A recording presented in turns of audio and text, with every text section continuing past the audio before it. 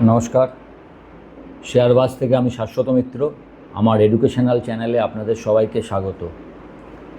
What a day! প্রথমে একটু 50 point নিচে শুরু করেও নিফটি 24,350-এর ওপরে যাওয়া মানে আমি বলবো খুবই ভালো।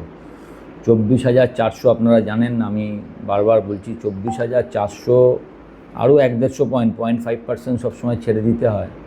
550-এর ওপর যদি দুটো দিন বন্ধ করতে পারে, যেটা খুব সম্ভাবনা আছে যে সোমবার যদি ভালো কিছু হয়, যে হ্যাঁ একটা কোনো ইউএস ইরানের পার্মানেন্ট সিসফায়ার নয়, মানে যুদ্ধ খতম, এরকম কোনো খবর হঠাৎ করে নিশ্চয়ই কিছু একটা হয়েছে। কারণ আমি দেখলাম ক্রুডের দাম হট করে আগের দিন যেটা ব্রেন্ট অয়েল 99 গেছিলো, সেটা 95.61-কে লো করে এখন $96, এবং WTI ক্রুড 90-এর কাছাকাছি।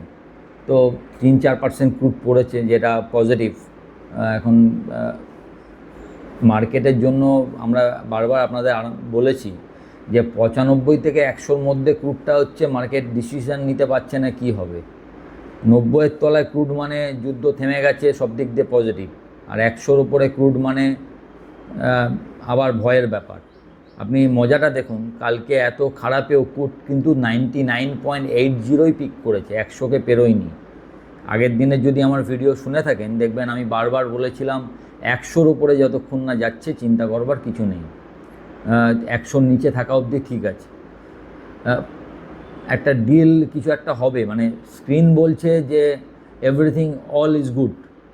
সবচেয়ে বড় কথা যেটা ব্যাপার, একটা জিনিস লক্ষ্য করেছেন কিনা জানি না, লাস্ট 5-6 দিনে নিফটি একদিন পজিটিভ বন্ধ হচ্ছে, একদিন নেগেটিভ বন্ধ হচ্ছে, এবং কালকে নেগেটিভ, আজকে পজিটিভ, তার আগের দিন পজিটিভ ছিল, তার আগের দিন আবার নেগেটিভ ছিল। কিন্তু মজার ব্যাপার যেটা, সেটা হচ্ছে নেগেটিভটা কম, পজিটিভ জেনকে হচ্ছে অনেক বেশি। যেরকম কালকে ধরুন, কালকে 38 পয়েন্ট মনে হয়, 31 আর 4, 35 পয়েন্ট নেগেটিভ। আজকে 160 পয়েন্ট পজিটিভ। পজিটিভটা অলওয়েজ 3-4 টাইমস হয়ে যাচ্ছে। তার আগের দিন 200 পয়েন্ট নেগেটিভ, পরের দিন 400 পয়েন্ট পজিটিভ। তো এখনও পর্যন্ত, এবং সবচেয়ে বড় কথা হচ্ছে লাস্ট দুদিনে FII buyer in cash market. DII যেটা বেচছে ওটা নিয়ে ভয় পাবার কিছু নেই। ডিআইআইয়ের বেচাটা বরঞ্চ মার্কেটের পক্ষে ভালো, এই কারণে ডিআইআই যখন খারাপ টাইম ছিল 22,500-700 টানা টাইম কিনে গেছে।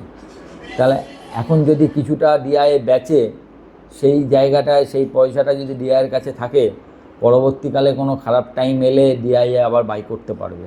তো ডিআইআইয়ের বেচাটা আমি এটাকে পজিটিভ, নেগেটিভ ধরছি না, এটাও একদিক দিয়ে পজিটিভ যে এইখান থেকে ডিআইআই কিছুটা প্রফিট বুক করছে। It's good for us.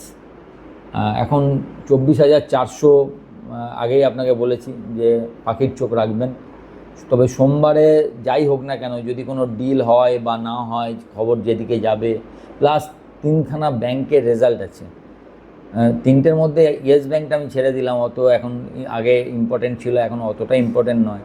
কিন্তু আইসিআইসিআই অ্যান্ড এইচডিএফসি, এই ব্যাংকের রেজাল্টগুলো দেখাবে যে ব্যাংক কী চাইছে, বা ওদের যে ভাষ্যটা, যে আগামী দিন কি আরও টাফ হতে চলেছে, খারাপ হবে না কি হবে, ব্যাংক কি বলে, এটা স্যাটারডেতে দেখার, এবং রেজাল্ট কেমন হয়। এখন রেজাল্ট, এই যে টাইমের এফেক্টটা এই রেজাল্টে পড়বে না পরের রেজাল্টে পড়বে, কিছুটা এই রেজাল্টে পড়ার কথা। লাস্ট মান্থই তো খালি খারাপ হয়েছে, তো দেখা যাক সেটা। এবং সবচেয়ে বড় কথা হচ্ছে কি বলে এটা দেখবার। তো সোমবারে গ্যাপ আপ হোক আর গ্যাপ ডাউন হোক, আমার মনে হয় 200-300 পয়েন্টের হবে, মানে ছোট হবে না, মানে একই জায়গায় খুলবে বলে মনে হয় না। রেজাল্ট যদি, ব্যাংকের রেজাল্ট যদি ভালো থাকে, যেটা স্ক্রিন দেখে মনে হচ্ছে, ব্যাংক নিফটি 56,500-র ওপরে ফার্স্ট টাইম বন্ধ, নিফটি 350, তো স্ক্রিন বলছে যে মার্কেট আর একটু ওপরে যেতে পারে। এখন নিচে থেকে দেখলে আবার মার্কেট রান করেছে প্রায় 2,200 পয়েন্ট, কিন্তু আবার ওপর থেকে দেখলে অন্যান্য মার্কেট, আপনি যদি আমেরিকা ধরেন, তারা নতুন হাইক অলরেডি করে দিয়েছে আগের হাইকে ছাড়িয়ে, তা সেখান থেকে আমরা আবার 2,000 পয়েন্ট বাকি আছি।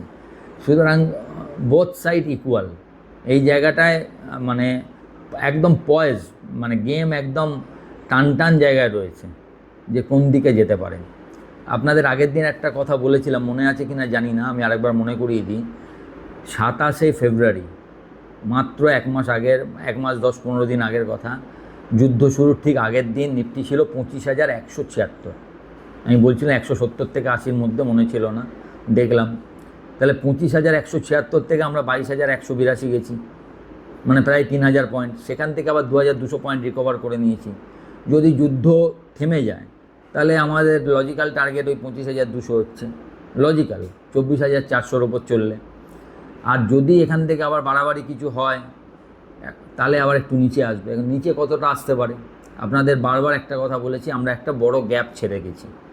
এখন নিফটি সাধারণত গ্যাপ ছেড়ে দিলে গ্যাপ পূরণ করে, কিন্তু পূরণ করা মানে কালকেই পূরণ করবে এরকম কোনো কথা নেই। 25,000কেও পূরণ করতে পারে, 23,500-র গ্যাপটা। তবে গ্যাপ পূরণ হয় সাধারণত, বড় কোনো র্যালির আগে অনেক সময় গ্যাপ পূরণ হয়, কবে হবে সেটা বলার নেই।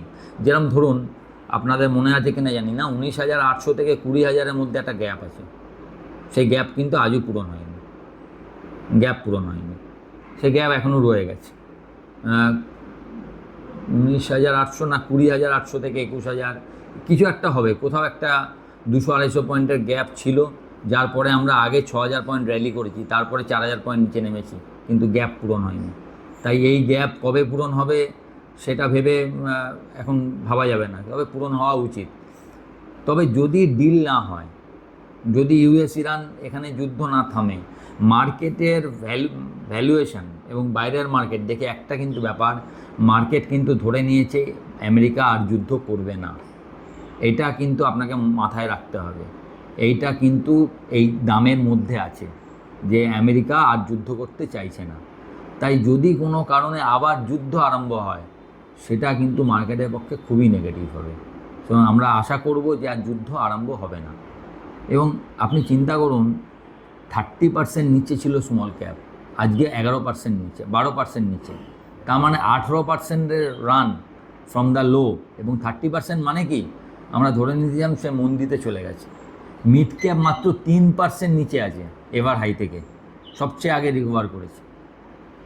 ব্যাঙ্ক নিফটি এবং নিফটি এখনও, ব্যাঙ্ক নিফটি মনে হয় 10, 56,500 মানে 5,000, ওই ধরুন 9%, আর নিফটি ধরুন 8%, এরম মোটামুটি সব 2,400, হ্যাঁ 2,000 পয়েন্ট মতো বাকি আছে, 8%।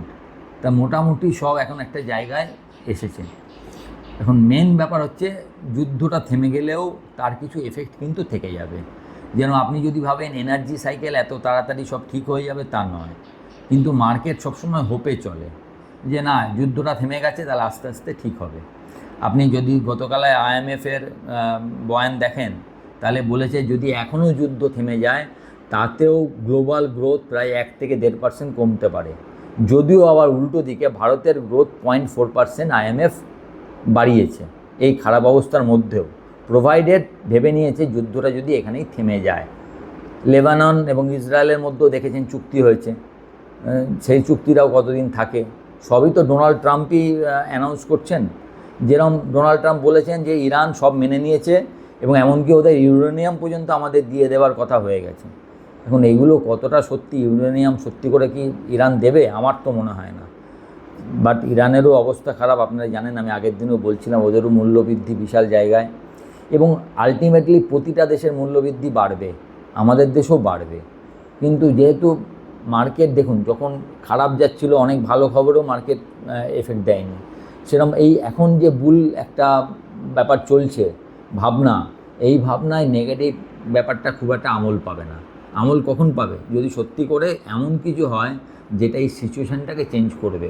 কি কি হতে পারে, একমাত্র বড় জিনিস হচ্ছে যুদ্ধ শুরু, বা অন্য কোনো প্রবলেম, বা ক্রুডের 100-র ওপর চলে যাওয়া যুদ্ধ থামা সত্ত্বেও, এইগুলো মার্কেটকে পরবর্তীকালে এফেক্ট করতে পারে। আপাতত মার্কেট পয়েসড ফর আরও কিছুটা রানের জন্য, মানে দেখে স্ক্রিন দেখে যা মনে হচ্ছে, যদি 24,400 পেরোয়। কিন্তু 24,400 আবার বলছি, যদি না গ্যাপে পেরোতে পারে, ইটস আ হার্ডেল, সহজ হবে না। এখন বড় হার্ডেল আমরা সবসময় দেখবেন গ্যাপেই পেরোই, সে ওপরের দিকে হোক কিংবা নিচের দিকে। বড় সাপোর্ট গ্যাপে ভাঙে, বড় রেজিস্ট্যান্স গ্যাপে ভাঙে। দেখা যাক এটাও তাই হয় কি না, সোমবার আমাদের অনেকটা বোঝা যাবে। শনি রোববারে ডোনাল্ড ট্রাম্প বলেছেন যে ইরান যুদ্ধে কি হলো সেটাও বলবেন। এখন কি স্টক, সবচেয়ে বড় কথা, BSE দেখেছেন নতুন হাই, MCX গতকাল নতুন হাই করেছে, আজকেও ভালো জায়গায় বন্ধ হয়েছে। প্রতিটা স্টকই বেশ ভালো ভালো জায়গায় করেছে। আজকে ম্যাচডকের দেখেছেন একটা খবর এসছে, তারপর ম্যাচডকও চলেছে। মানে আগের থেকে সব স্টকই এখন একটা ভালো পজিশানে এসছে। বহু স্টক নতুন হাইও করে ফেলেছে যারা আগে আছে। ব্যাংকের মধ্যে অ্যাক্সিস ব্যাংক নতুন হাই বা হাইয়ের খুব কাছাকাছি হবে। অ্যাক্সিস ব্যাংক অলরেডি চলে গেছে, আইসিআইসিআই ব্যাংকও তাই। এইচডিএফসি ব্যাংক অনেকটা পিছনে আছে, এসবিআই এখনও অতটা কাছে যায়নি, এসবিআইয়ের এখনও কিছুটা রান বাকি আছে। সুতরাং বুঝতেই পারছেন, তবুও আমি এই সেক্টরটা নিয়ে আগের দিনই আমি আপনাদের বলেছি, এই ভালো টাইমেই সবচেয়ে কাজের কথাগুলো বলতে হয়। ভালো টাইমেও বলছি যে ব্যাংকিং সেক্টরে পজিটিভ থাকুন, কোনো অসুবিধা নেই, কিন্তু যদি প্রফিট ভালো থাকে তাহলে অবশ্যই প্রফিটটা কিন্তু বুক করতে হবে। কারণ ইনফ্লেশন যদি বাড়ে ব্যাংকিং সেক্টর সেখান থেকে আবার একটা ডিপ ডাউন করবে। ইনফ্লেশনের সঙ্গে এর সম্পর্ক পুরোপুরি অপোজিট। সুতরাং আপনাকে দেখতে হবে ইনফ্লেশন এবং তেলের দাম, গ্যাসের দাম, সরকারকে আলটিমেটলি আজ না হোক কাল কিছু একটা করতে হবে, নাহলে অন্য দিক দিয়ে আমাদের ফিসকাল ডেফিসিটের ওপর প্রভাব পড়বে। কিছু একটা করতে তো হবে। তো আপ টু মার্চ মাস, এই এপ্রিল মাস আপনার চিন্তা নেই, কারণ ভোট অবধি কিছু হবে না। তারপরে গভর্নমেন্ট কী ধরনের ডিসিশান নেয়, তারপরে হবে যে মার্কেট, সেখানে হয়তো যদি মার্কেট দেখা যায় 25,000 থাকে, সেখান থেকে 2-3% কারেক্টিভ হতেই পারে। কোথায় থাকবে সেটা বড় কথা। সবই হচ্ছে ধরে নিয়ে যে যুদ্ধ থেমে গেছে, সিজফায়ার নয়, কিন্তু আরও 15 দিন সিজফায়ার বাড়লো এসব নয়। এই যা সমস্ত কিছু হচ্ছে দেখছেন মার্কেট, এটা ধরে নেওয়া হয়েছে যে কোনো পক্ষই আর নতুন করে যুদ্ধ করতে চাইছে না, যুদ্ধতে কারোর কোনো আর লাভ নেই। সবাই ভাবছে একটা সম্মানজনক সন্ধি যেখান থেকে কেউ নতুন করে কিছু কারোর ফেস লসটা না হয়। পাওয়ার সেক্টর আমি আগেই বলেছি এখনও চলছে, পাওয়ার চলতে পারে। নতুন মানে এই স্টকগুলো BSc, MCX, Angel one, market related যে স্টকগুলো সেগুলো ভালো হচ্ছে। ব্যাংক চলছে, কিন্তু ব্যাংক একটু সাবধান থাকবেন, ব্যাংক চলা থেকেও সাবধান থাকবেন। এর মধ্যে একটা ইন্ডেক্স নতুন হাই করে ফেলেছে, আমাদের একটা ইন্ডেক্সই করে দিয়েছে, কোনটা বলুন তো? মেটাল। আমি বলেছি মেটাল ভালো থাকবে, দেখবেন আগের দিন যেটা বলেছিলাম, দুটো সেক্টর বলেছিলাম, আপনি দেখতে পারেন, সেখানের মধ্যে ছিল একটা হচ্ছে মেটাল। তো মেটাল ভালোই আছে, নতুন হাই করে ফেলেছে দেখেছেন। সুতরাং মার্কেট এরমভাবেই চলবে। সোমবারের দিকে আমরা তাকিয়ে থাকবো। আপাতত ক্রুডের দাম নিচের দিকে, এটা একটা পজিটিভ। আশা করা যায় শনি রোববারে যদি কোনো পজিটিভ নিউজ হয় এবং ব্যাংকের রেজাল্টগুলো খুব একটা খারাপ না হয়, তাহলে আমরা হয়তো 24,400 পেরোলে আলটিমেটলি 25,200, যেটা আমাদের যুদ্ধ আরম্ভ হওয়ার আগের যে পজিশান, সেই অবধি আমাদের একটা বড় টার্গেট হতে পারে। ভালো থাকবেন, মার্কেট ভালো আছে, পোর্টফোলিও একটু আশা করি সবুজ হয়েছে।